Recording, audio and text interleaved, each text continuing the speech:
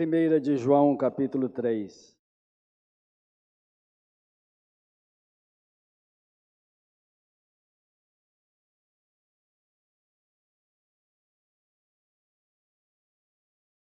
Assim nos diz o Senhor, do verso 1 até o 3.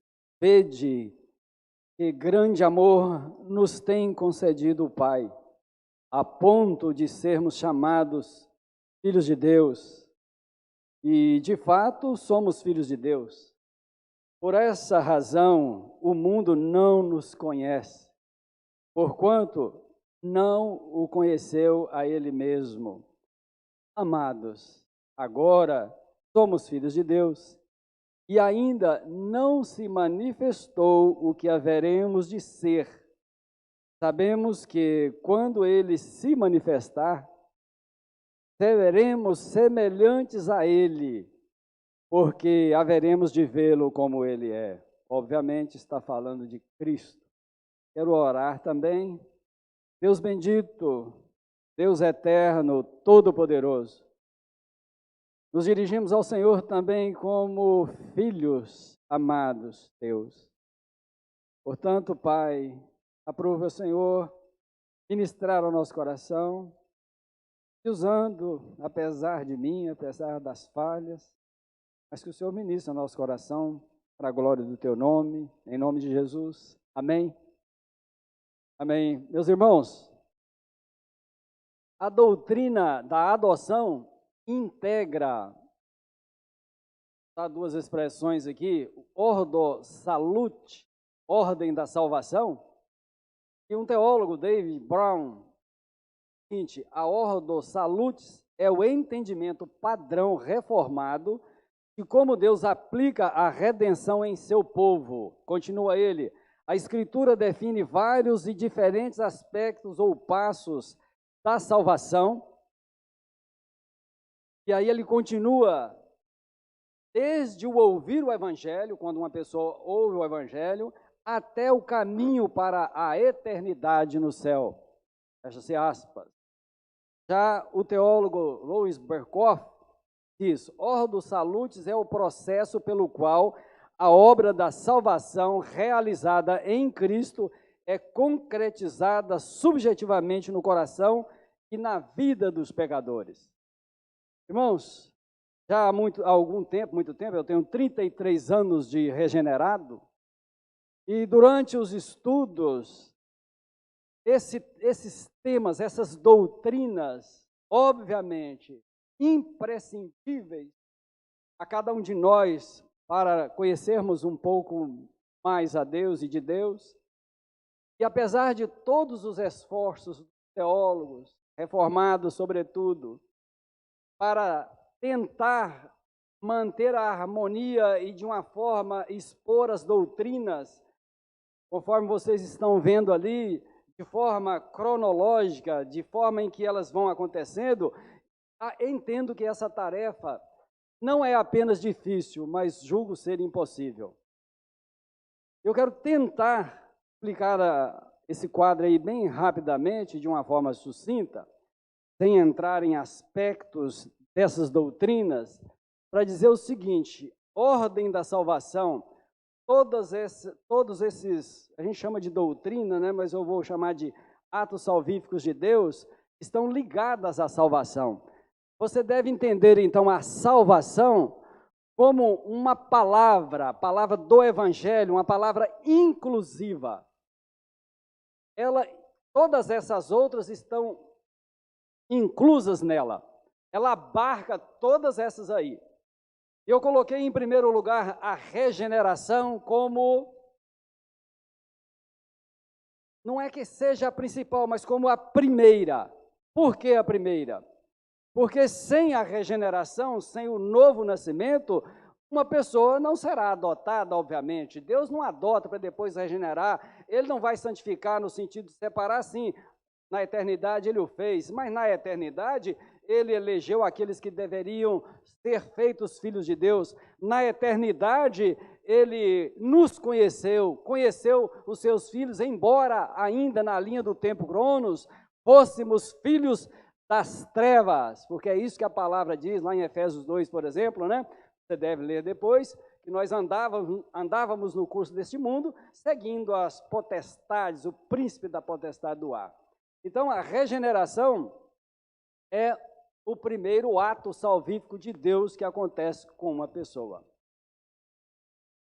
Entendo que nesse momento em que Deus regenera um pecador, uma pessoa, esse pecador regenerado que acabara de nascer, recebe da parte de Deus todos esses atos salvíficos.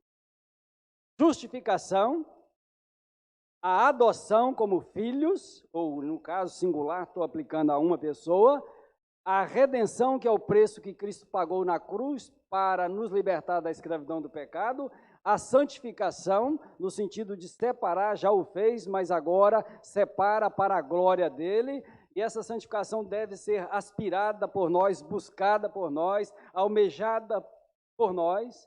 Ele aplica também o perdão, perdoando esse pecador que acabara de nascer pelo poder do Espírito Santo, que convenceu esse pecador do seu pecado, convenceu de que sem Jesus ele rumava e iria para o inferno, reconheceu também que somente Cristo poderia perdoar, e então confessando com seu coração compungido, fisgado, espetado, como o Nath disse amanhã, né, que tem esse sentido, que além de perdoar os pecados cometidos até aquele momento em que nasceu de novo, perdoou também os pecados que haveremos de cometer.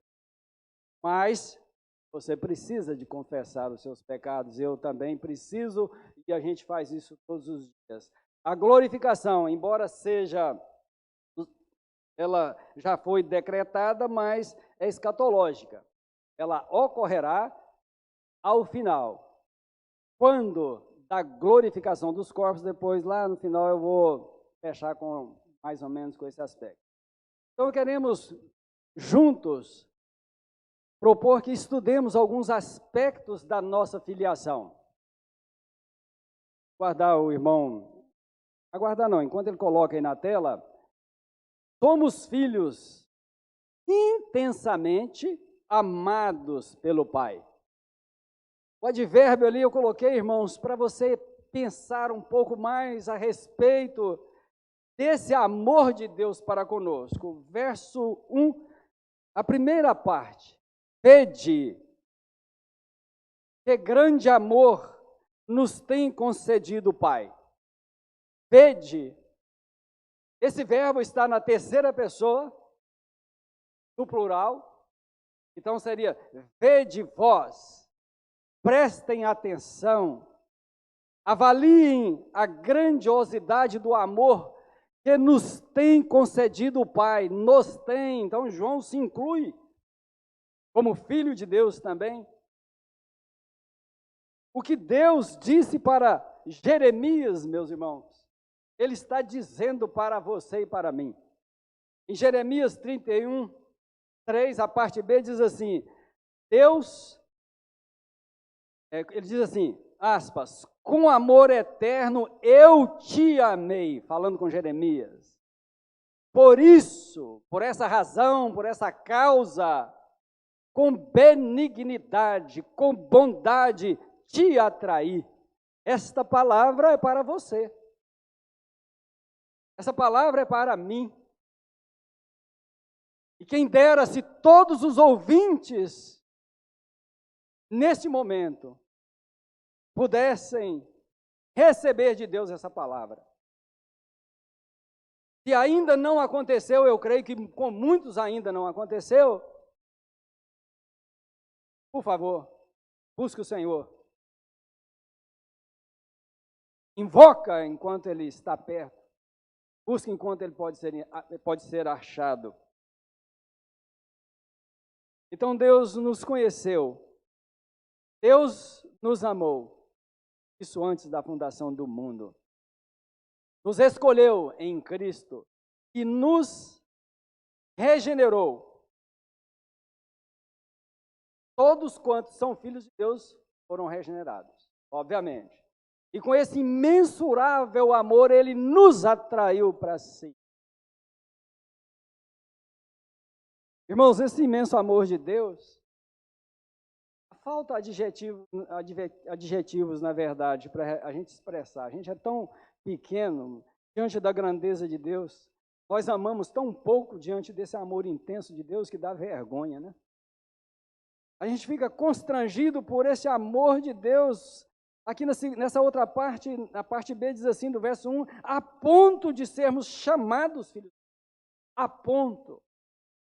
Não sei se você pode pensar um pouquinho o que significa esse a ponto. Irmãos, é algo que vai além da nossa imaginação, não dá para a gente expressar. Somente Deus tem condições, não só expressar, mas amar imensa e intensamente a nós, pecadores. A ponto de Ele nos chamar de filhos seus. Irmãos, nós precisamos. Perdoem o advérbio, mas eu coloquei, nem lenço ainda. Desesperadamente nós precisamos perceber o imenso amor de Deus para conosco. Valorizá-lo. Irmãos, por pouco, vamos superficialmente. O amor tem se esfriado. Como tem se esfriado? Pessoas, de modo geral, não fazem conta das outras aí fora, desprezam, chamam de toda sorte de adjetivos. Se a pessoa está em uma situação de rua, não pode nem se dirigir a outra pessoa que está bem, que já é discriminada, já é julgada. Dependente de drogas, meus irmãos, dependentes químicos, situação difícil. E foram feitas à imagem conforme a semelhança de Deus. Nosso relacionamento tem sido superficial, mas o amor de Deus é inigualável, né? Esse Deus perfeito, esse ser pleno em todos os seus atributos, é o Pai de todos aqueles que já nasceram de novo, que foram regenerados pela obra do Espírito Santo. Então, irmãos, nós precisamos voltar ao primeiro amor. Eu quero te convidar a abrir em Apocalipse, capítulo 2, versos 4, 5, carta aos Efésios. Jesus disse para eles, para aquela igreja, dizendo ao anjo, ao pastor dela, ele disse o seguinte: tenho, porém, contra ti que abandonaste o teu primeiro amor. Lembra-te, pois, de onde caíste. Arrepende-te e volta à prática das primeiras obras. E, se não, venho a ti e moverei do seu lugar o teu candeeiro, caso não te arrependas. Irmãos, nós precisamos sim avaliar, cada um de vocês, cada um de nós precisa avaliar a maneira pela qual temos nos relacionado com o nosso Pai. Esse Pai que nos ama profundamente. Nós precisamos de aprender com Davi. Salmo número 42, de 1 a 2. Davi registra uma observação dele a respeito de um animal, de uma ave, a corça. Ele diz assim: como suspira a corça pelas correntes de águas, ou das águas, assim por ti, ó Deus, suspira a minha alma. A minha alma tem sede de Deus, do Deus vivo. Falando ali, está externando aquilo que ele sente, aquilo que a alma dele sente, e ele diz: quando irei e me verei perante a face de Deus? Irmãos, quando quando ele anelava por esse tempo, por esse momento, ele anelava por Deus. E é necessário também, me lembrei aqui, de esclarecer que Davi não tinha o Espírito Santo residente dentro nele. O Espírito Santo o visitou algumas vezes, sim, muitas vezes, sim, mas não persistia. Ele chegou um momento até a dizer para Deus: não retires de mim o teu Espírito. Mas é óbvio, o Espírito ia e saía, entrava nele e depois saía. Irmãos, o livro dos Salmos é belíssimo, é valiosíssimo. O livro dos Salmos é cheio de louvores, na verdade era o inário, talvez seja ainda dos judeus, louvores de exaltação também a Deus, reconhecendo então os salmistas a grandeza de Deus, o poder de Deus, o refúgio que é Deus. E aí então, Davi, por exemplo, que escreveu aí uns 70 salmos, expressa em todos eles, sei lá, em vários deles, essa grandeza de Deus, fala da vida prática e do seu anelo por Deus, reconhece que Deus é o seu refúgio, que Deus é o socorro dele. Então nós devemos meditar mais nesse salmo, não apenas meditar, mas lermos e até decorarmos, aprendermos partes inteiras dos salmos, bendizermos a Deus, exultarmos o seu nome, falando em voz audível para nós mesmos, mas se alguém estiver perto, ouvir a grandeza e a gente expressar isso. Assim como Davi dialogava, às vezes ele falava com sua alma, externava os seus sentimentos, falava das suas queixas, das suas angústias, mas era às vezes consigo mesmo e também externando perante Deus. Deus é o nosso Pai, nós podemos e devemos sim nos aproximarmos, crescermos mais na nossa afinidade com Deus. Nosso Pai tem uma grande farta mesa à nossa disposição. E às vezes, irmãos, nós nos comportamos dia a dia mesmo, durante toda a semana, talvez segunda a sexta, ou segunda a sábado, ou alguns dias aí da semana, muitos têm sim as suas devocionais, e quem não tiver, quem não fizer, já está pecando, porque nós precisamos nos alimentar diariamente do pão vivo que desceu do céu, pois se nós nos alimentamos com o pão que perece, por que não nos alimentarmos com o pão vivo que é Cristo?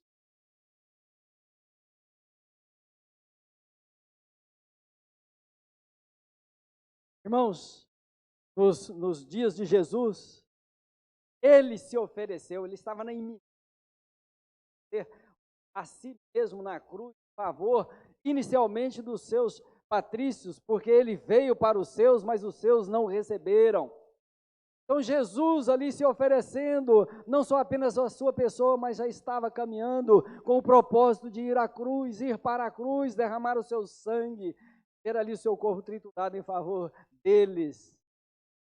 Obviamente é de nós, mas eu estou me atendo aqui nesse momento. Mas eles recusaram a oferta, a abundância da pessoa de Cristo.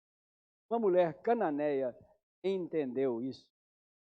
O que os judeus não viram, por isso está aqui, vede que grande amor, vede vós, vejamos nós então esse grande amor. Uma mulher cananeia percebeu ela viu o que os judeus não viram. Ela, diante da fala de Jesus, quanto a dar o pão, tirar dos filhos para dar aos cachorrinhos, ela, por ter visto em Cristo e reconhecido a Cristo, ela disse: mas os cachorrinhos comem das migalhas que caem da mesa do seu. Ela viu, foi muito além do que aquela nação, aqueles judeus, patrícios, Jesus segundo a carne, não viram. E nós, até que ponto que estamos vendo quem é Deus? Até que ponto que nós estamos desfrutando da grandeza de Deus, do poder de Deus, da comunhão com o Espírito Santo?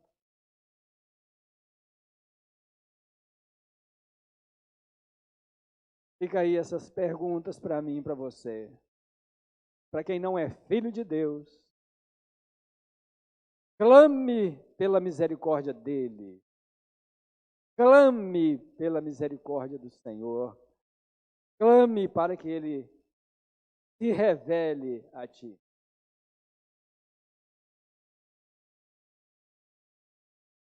Segundo ponto, somos filhos de Deus, mas o mundo não conhece, não nos conhece.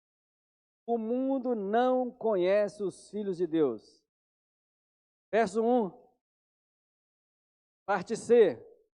Por essa razão o mundo não nos conhece, porquanto não o conheceu a ele mesmo.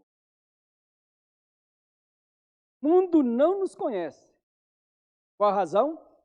Pelo fato de sermos filhos de Deus, amados do Pai. Por essa razão, o mundo não nos conhece. Esse mesmo João, escrevendo o Evangelho, e aí logo no início do capítulo 1, no verso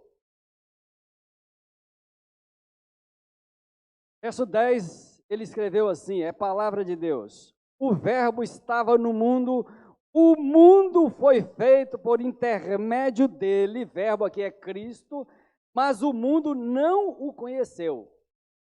Este mundo não conheceu o verbo eterno, o verbo que se fez carne, não o conheceu, ao contrário, né? Além disso, desprezou. Quanto a nós, quanto a mim e a você que é filho de Deus, o mundo não nos conhece. É bom que não conheça. E é bom também que nós não queiramos conhecer o mundo. O mundo jaz no maligno, ele é atrativo sim, e como a nossa carne pende para o pecado, muitas vezes estamos na iminência de ser tragados por ele, mas o Senhor é Deus que vela por mim e por você.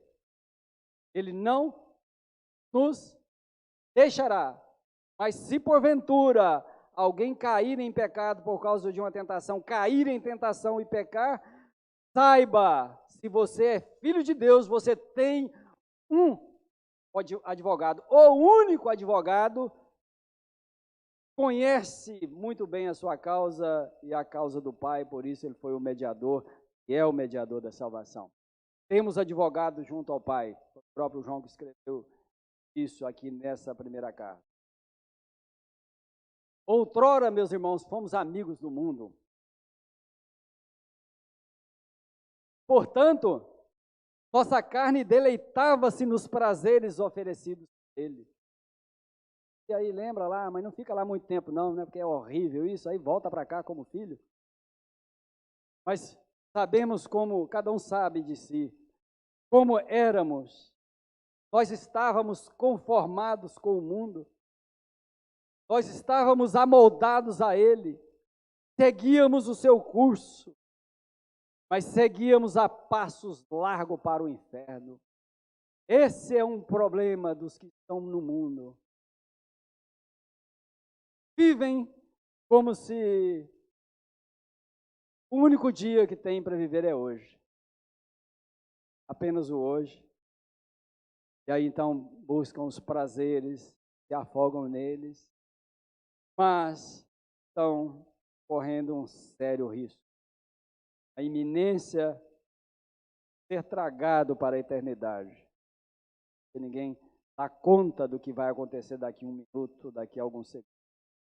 Mas agora, irmãos, agora, adotados por Deus, feitos seus filhos, registrados não em um livro de registros gerais, em um cartório, mas registrado no livro da vida no céu, identificados com Cristo. A nossa identidade como filho é essa. Assim como uma criança, depois de 9 meses de gestação no ventre da sua mãe, nasce, ela recebe dados na sua certidão de nascimento, dia, mês, o ano, a hora do nascimento, o local do nascimento, vem a filiação, vem o nome dos avós paternos e maternos. Esses dados estão registrados. Da mesma maneira, depois de passado um tempo, uma pessoa nasce de novo, é regenerada e acontece tudo isso com ela, inclusive essa adoção sobre a qual estamos falando.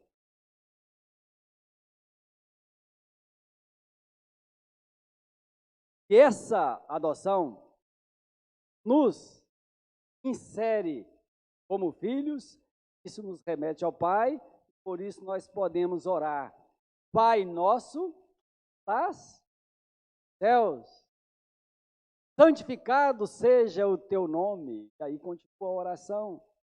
Nós temos acesso a Deus, não apenas como Todo-Poderoso, porque de fato Ele é o Deus eterno, o Deus transcendente, imenso. Nós tão pequenos, Ele faz morada em nós, fez morada em nós pelo Espírito Santo. O mundo não nos conhece e, além disso, nos odeia. Romanos 8, 14 e 15 diz assim: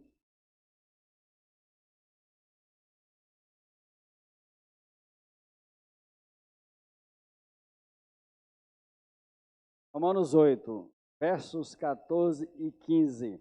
Pois todos os que são guiados pelo Espírito de Deus são filhos de Deus. Porque não recebestes o espírito de escravidão para viverdes outra vez atemorizados, mas recebestes o espírito de adoção, baseados no qual clamamos: Abba, Pai. E é esse espírito, esse mesmo espírito, testifica, ele mesmo testifica com o nosso espírito que somos seus filhos.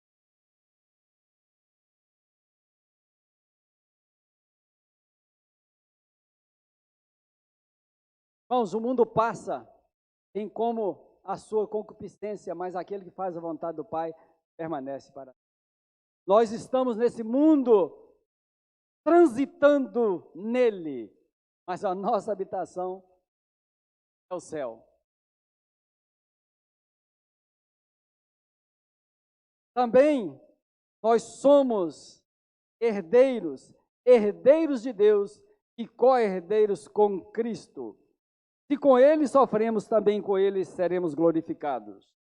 Terceiro ponto e último, irmãos, nós somos filhos de Deus, imperfeitos, mas seremos semelhantes a Cristo. Verso 2: Amados, agora somos filhos de Deus, e ainda não se manifestou o que haveremos de ser. Amados, agora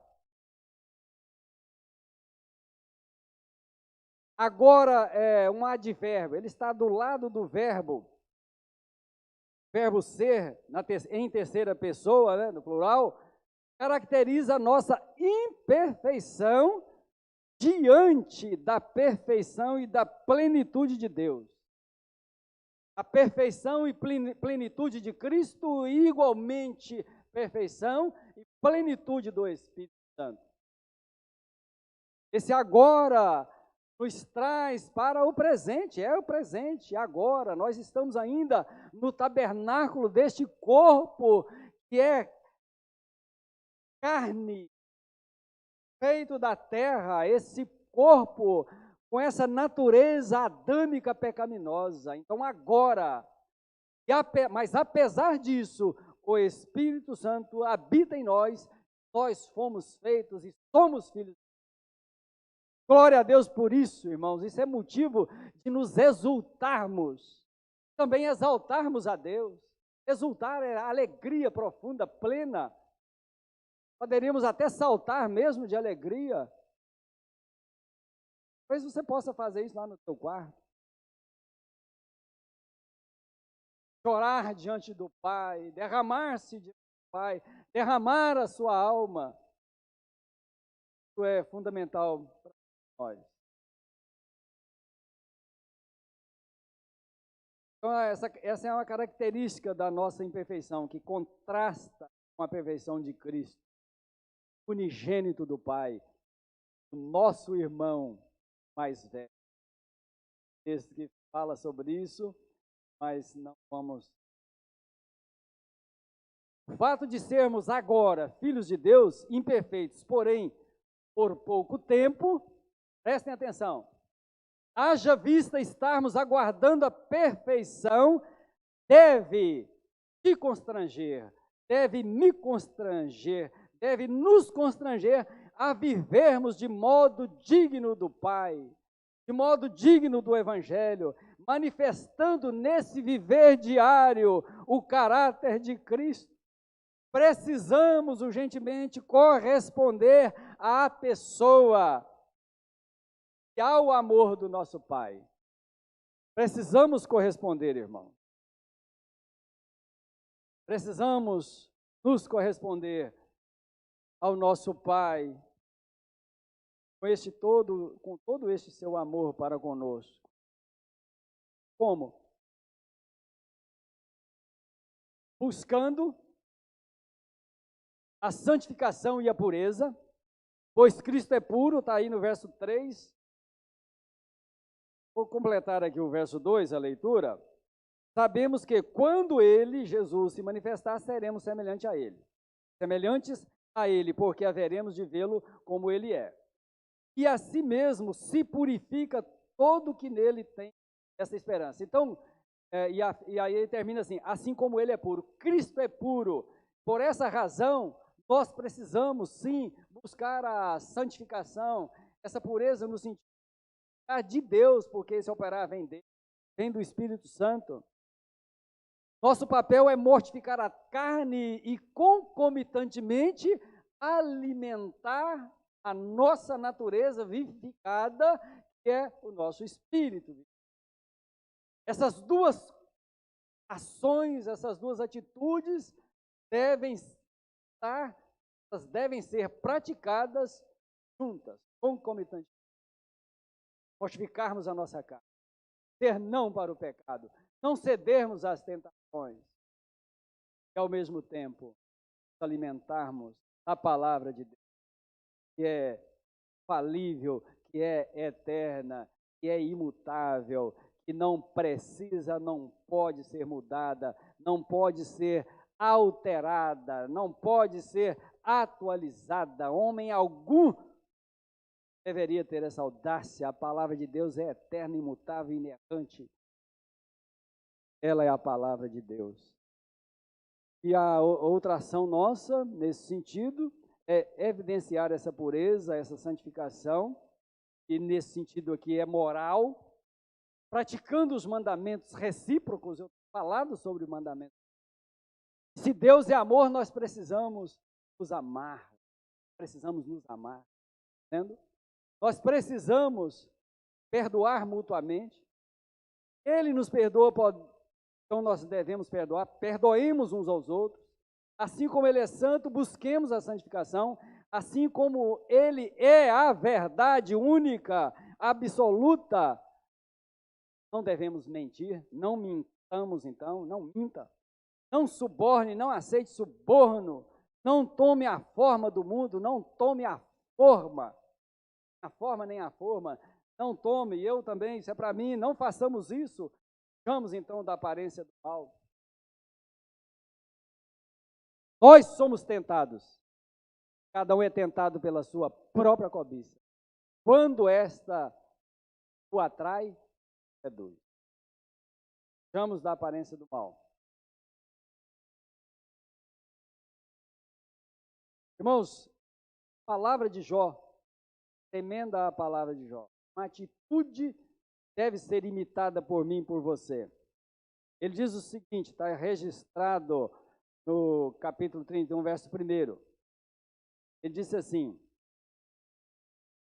fiz aliança com meus olhos, como, pois, os fixaria em uma donzela?